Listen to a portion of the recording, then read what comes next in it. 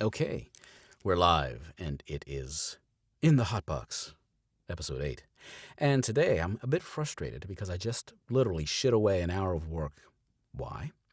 Because earlier I was making some fixes, trying to, on a book I had already done, where the proofer had found a bunch of errors that didn't exist because for some reason that person had a completely different text. Well, not completely different, but very different. And they were finding errors that didn't exist. So I did make a couple of legitimate fixes. Out of like 30 fixes, 2 are legit. So I fixed them. But I was using this mic. I forgot to unplug this mic and plug the Sennheiser back in. And my dumbass didn't hear it. And I started recording Roak. In fact, I recorded a whole nother episode of In the Hotbox, and that one's going to go in the shit can too because it wasn't with this mic, and that's the mic I wanted to use. I've already started this book with the Sennheiser, and they are different mics. I can't make them sound the same. It's not worth the effort, really. So I'm a little angry. So in this edition of In the Hotbox, I'm going to once again read a bit from RAZER EDGE, the third book in the Jake Bible series. See, I'm recording now, as a matter of fact. And you will watch this wavelength as I record because you can see how I do it and what goes on. So anyway, enough of my whining and bitching over wasted time. Lunchtime's coming. My stomach's going to start to rumble. So if I get 2 chapters done instead of the 4 I had done, I'll be lucky.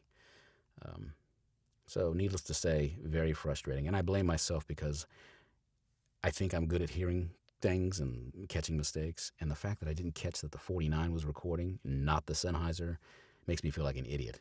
And I decided to take a look at almost the end of chapter 10. This is chapter 7 I'm reading from.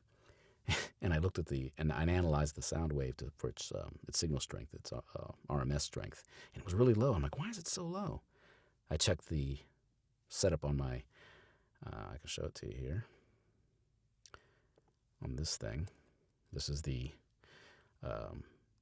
Apollo, this is the soundboard basically, and it's set now currently for the Sennheiser, and I have another setting for the TLM 49. Well, guess what? It was set for the Sennheiser, but being used on the 49. There's a difference in the gain that's required for me to have sound that's good. So I'm pissed. But I'm going to smile, and I'm going to persevere, and that's all you can do. I mean, I've heard worse horror stories where people record for hours and hours and hours and realize the mic wasn't plugged in or some foolishness. That's why I wear headphones and I have my thing. So I know I'm recording. I just recorded nothing that was worth having. So here we go. We're going to go into it right now. I need these on because I can't read. And here we go.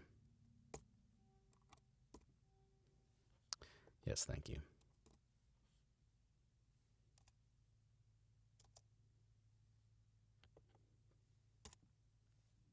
Seven. The first stop for Roak was one of the dining sections of the station. A massive food court filled with pretty much every cuisine the galaxy had to offer. It was also filled with pretty much every race the galaxy had to offer. Roak wound his way through the multiracial crowd until he found a noodle stand that looked promising. He'd started in the dining room section because he was hungry as much as it was a good place to gather the feel of the rest of the station. The bar was one place to get a feel, but only a certain type. Food, on the other hand, said everything about a station. "What you want?" An ancient-looking Leforian snapped at Roak when it was his turn to order. Like all Leforians, the being looked like a 7-foot-tall cross between a beetle and a Great Dane. Except the noodle-stand Leforian's chitinous exoskeleton was held together by steel alloy rivets and staples. At some point, the man had seen battle. He'd seen some serious violence, and he had to be... Nope.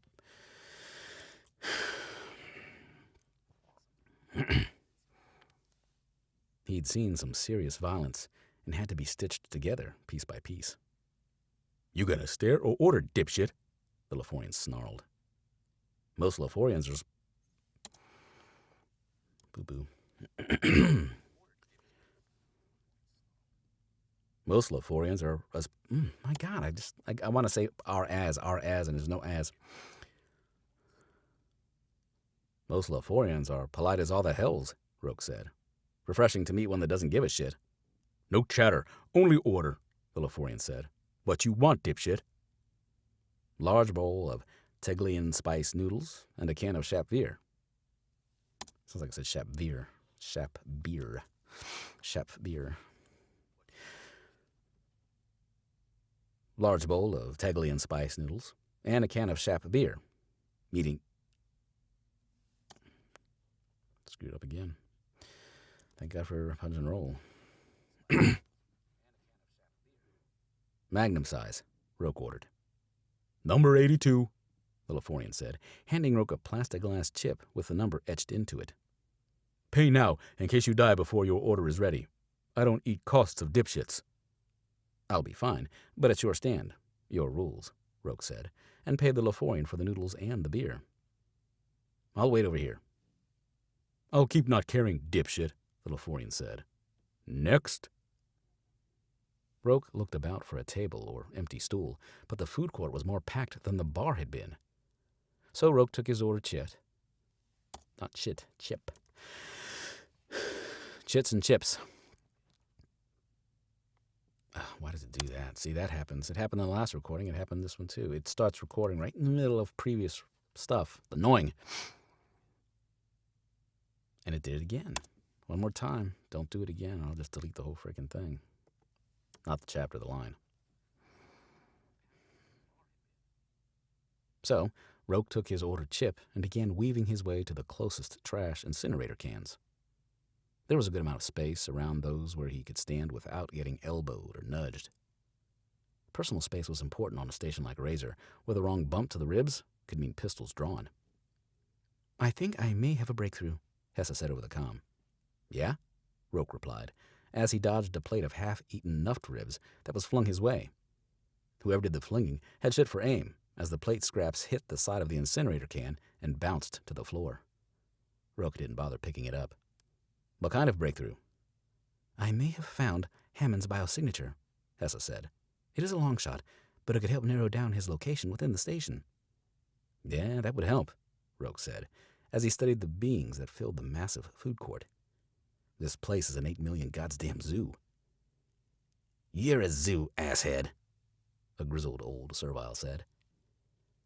Serviles were a feline race, and the man snarled, showing a distinct lack of the sharp teeth that serviles were known for. The old man threw a cup of something bloody into the incinerator, and Roak stepped back as it hissed and popped before being turned into carbon ash. The servile glared at Roak for a second, then shoved through the crowd, and was gone. Making friends? Hessa asked. As always, Roak replied. You know me. The biosignature is a couple of decades old, and not from a mainframe source I would normally trust. The biosignature is a couple of decades old, and not from a mainframe. Oh, man, why can't I say that word?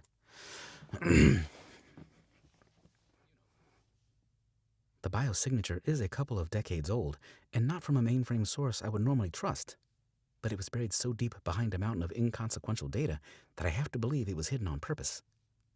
Most things are hidden on purpose. Otherwise, they're just lost. You know how we have spoken about me getting an android body? Yeah. What does that have to do with this? If I had an android body, I could tell you to kiss my ass. Roak grinned. Yeah, sure. That is one plus to having a body. He cleared his throat. Sorry. I'll shut up and let you talk. I noted the date of that apology. You want to note the date of when I rescind the same apology if you don't get on with it? The biosignature will allow me to start tracking Hammond via the station's security logs. That is a lot of data to sift through, but once I find him, I can track him to his cabin. That would be help. 82? A voice boomed from the noodle stand. Dinner's ready, Roak said. I'm going to grab my noodles and walk the food court with my ears open. You get on those security logs. Enjoy your noodles, Hessa said as she cut the comm. Roak shoved through the crowd to the stand and held out his chip. There was a second Laforian there, just as battle-warped as the first, and he took the chip. He looked at the number and held out the bowl. Held out a bowl. Oh, I lost my spot. Damn it. Damn it. There we go. I lost my spot. Mm-hmm. Back to me again.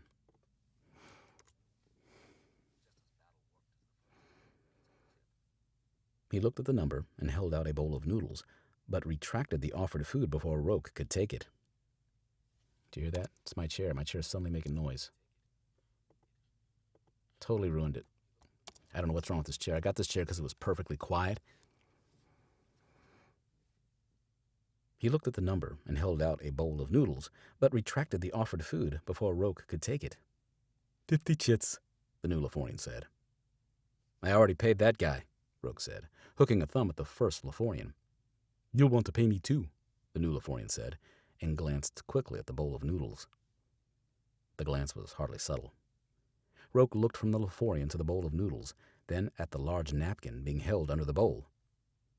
It obviously had writing on it. Roak sighed and he fashed.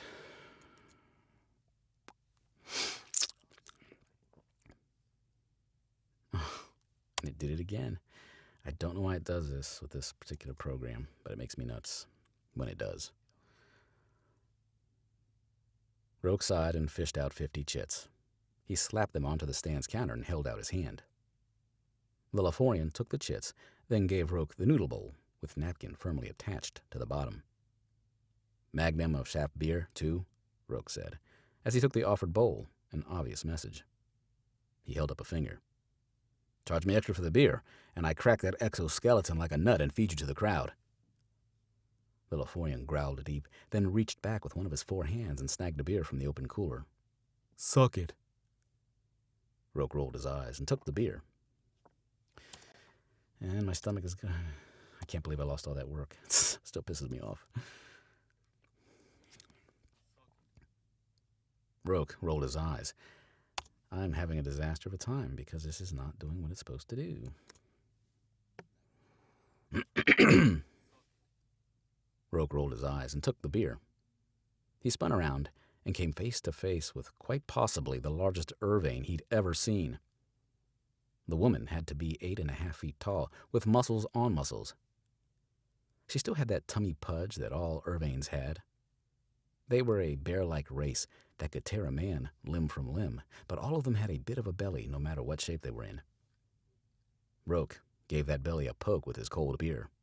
Excuse me, he said, and made to go around her. She shifted to block him. Okay, something I can help you with? You're Roak, the Irvane stated in a deep rumble. If it weren't for the prominent breasts covered by armor, Roak would have never known the Irvane was female. Their voices were incredibly deep, no matter the gender. Roak studied the being for a couple seconds, ignoring the snarls and insults from other noodle patrons. From other noodle stand patrons. Roak studied the being for a couple of seconds, ignoring the snarls and insults from other noodle stand patrons to get out of the way. Fine. Yeah, I'm Roak, Roak replied. Good guess. Now move, will you, lady?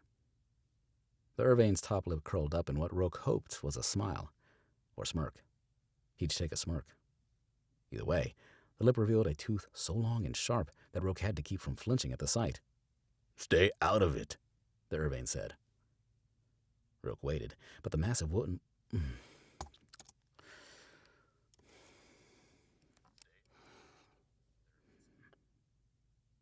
Roak waited, but the massive woman didn't offer up any other words of advice.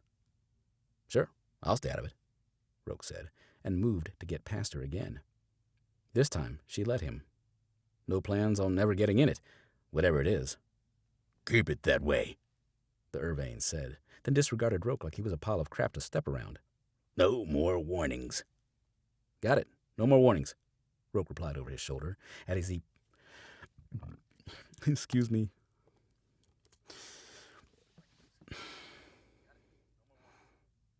Roak replied over his shoulder as he put as much distance and beings between himself and the Irvane. He kept walking until he was on the ups... Hear that click? Kills me. L words. He kept walking until he was on the opposite side of the food court from the noodle stand.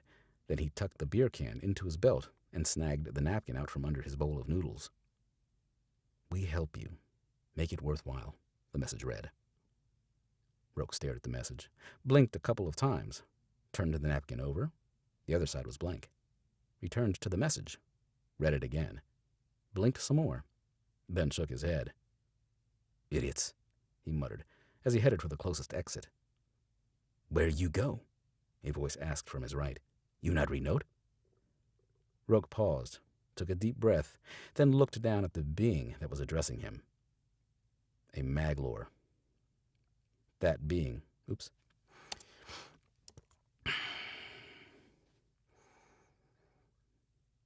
The being stepped in front of Roak. Roak sighed. Boom, done with chapter 7 again. That is extraordinarily frustrating, you see, because you put a lot of work into something like that and make that mistake. Maybe I can get one more chapter up. My stomach's already starting to act up. So basically, I did 4 chapters almost. Finished chapter 10. I was there and realized my boo-boo and had to pretty much delete 7, 8, 9, and 10. And that is frustrating. Anyway, that's it. That's a chapter from RAZER EDGE, Book 3 in the Roak saga. I did this before, but let me see if I can find it here because I can't see beyond my stuff. Yeah, there we go. Let's see. Here it is. It tells you right here. Just so you know what, RAZER EDGE Roak Galactic Bounty Hunter novel. It was only released a couple weeks ago. And here's what it is. Just so you know, because it's going to be fun. You can hear it now. It's already fun. RAZER Station is one of the most notorious stations in the galaxy. Criminals, con artists, freaks, rebels, junkies, and smugglers inhabit the space station that floats at the outer edge of civilization. It's Roak's kind of place. But Roak isn't on RAZER for a little R&R. He's there on a job. For Roak, it should be an easy job to track down an old tech that has been targeted by several corporations and deliver the tech to the corporations. Except RAZER Station is never that accommodating, and Roak's easy job quickly turns into a nightmare battle for survival and a race across the station before it all goes up in flames. Ooh, there's my stomach. The 3rd chapter in the Roak saga continues with more grit, more grime, and more bodies than ever. Roak is pissed and gunning for anyone and everyone that dares get in his way.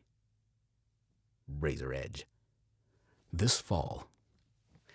Anyway, look for it at the end of, if I'm lucky, the end of October, probably early November. Fun books. Jake Bible stuff is always fun. He's a fun writer. I love doing his stuff. Got lucky teaming up with him.